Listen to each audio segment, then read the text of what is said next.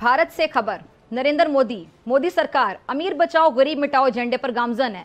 मुरा को नाकाबिले यकीन मुराद देकर मोदी सरकार जाती मुफादात हासिल करने की तगोदो में मसरूफ है। मुकेश अंबानी, आपने नाम सुना होगा, गौतम अडानी और इसके अलावा सज्जन जिंदाल जैसे जो बिजनेस टाइकून्स हैं, उनको कारोबारी मुराद और नाकाबिले हद तक आप कह लें कि टैक्स जो छूट है इसकी वाज़ेह मिसाल है।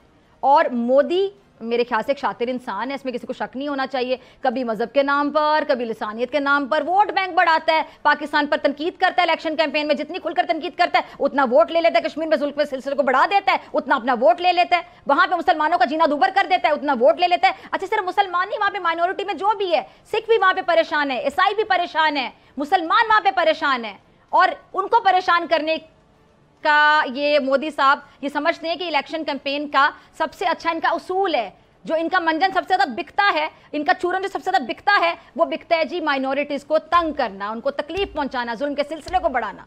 और 2021 की एक रिपोर्ट जरा मैं आपके सामने रखना चाहूंगी। ये रिपोर्ट ये बताती है कि भारत में अमीरों और गरीबों के दरमियान जो फर्क है वो मजीद बढ़ गया है। अदम मसावात से मुतालिक आलमी इदारे वर्ल्ड इनइक्वालिटी लैब जो है उसकी रिपोर्ट के मुताबिक भारत की 57% यानी 57% कौमी दौलत पर सिर्फ 10% अमीर तरीन भारतीय शहरियों का कब्जा है, और मुल्क की 50% आबादी मजमूई दौलत के 13% पर गुजारा करती है।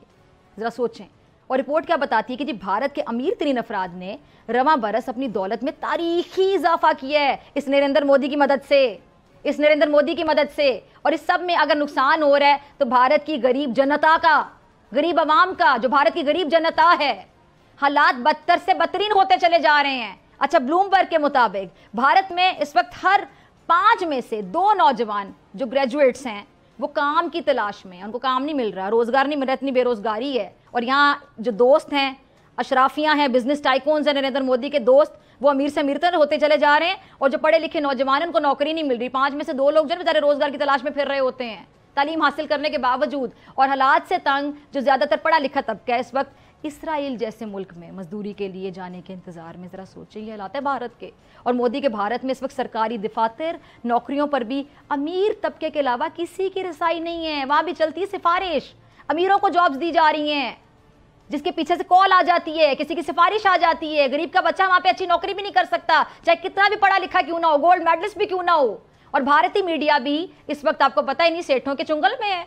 भारत के जो मीडिया को नरेंद्र मोदी का गोदी मीडिया कहा जाता है, और चलाएं जरा भारत का मीडिया नरेंद्र मोदी के खिलाफ खबर, ना जी, अगले दिन चैनल को ताला लग जाएगा, नहीं चला सकते। मोदी का मीडिया है ये गोदी मीडिया है, और मीडिया मोदी सरकार के हाथों बकायदा कठपुतली बना हुआ है। जैसे मोदी सरकार इसको चलाती है वो चलता रहता है, क्योंकि पूरे चुंगल में है, पूरा कंट्रोल है मोदी सरकार का। और गैर मुनसिफाना निजाम को एक्सपोज करने से इनका मीडिया 200% कासिर है, नहीं कर सकता एक्सपोज। मोदी साहब क्या ऐसे आएंगे आप इक़्तिदार में? सारे निजाम को यरगमाल आप बनाए बैठे हैं, पूरे निजाम को अपने यरगमाल बना लिया है। इस वक्त अगर जो सूरत हाल है सामने, तो आप ऐसे इक़्तिदार में आएंगे? होश के नाखून लें, सारे निजाम को यरगमाल बनाए बैठने से कुछ नहीं होगा। सियासत इबादत का नाम है, लेकिन इक़्तिदार की हवस देख लें कि उसमें इतना भूखा हो चुका है नरेंद्र मोदी कि कातिल बन चुका है। कातिल तो वैसे बहुत पहले से था, गुजरात का कसाई, मुसलमानों का कत्लेआम किया था इसने गुजरात में, और खालिस्तान तहरीक के लोगों के कातिल है नरेंद्र मोदी। और हमारे मुल्क में दहशतगर्दी करते ये थकता नहीं है, आए दिन वारदातें करवाता है, दहशतगर्दों को, जासूसों को भेजता है यहाँ पे, लेकिन हर बार मुंह की खाता है। और अब आगे ये जो आप देख लें कि आगे इनकी जो अभी इलेक्शन कैंपेन आ रही है, और इलेक्शन कैंपेन में अभी भी देख लीजिएगा एडवेंचर्स करने से बाज नहीं आएगा।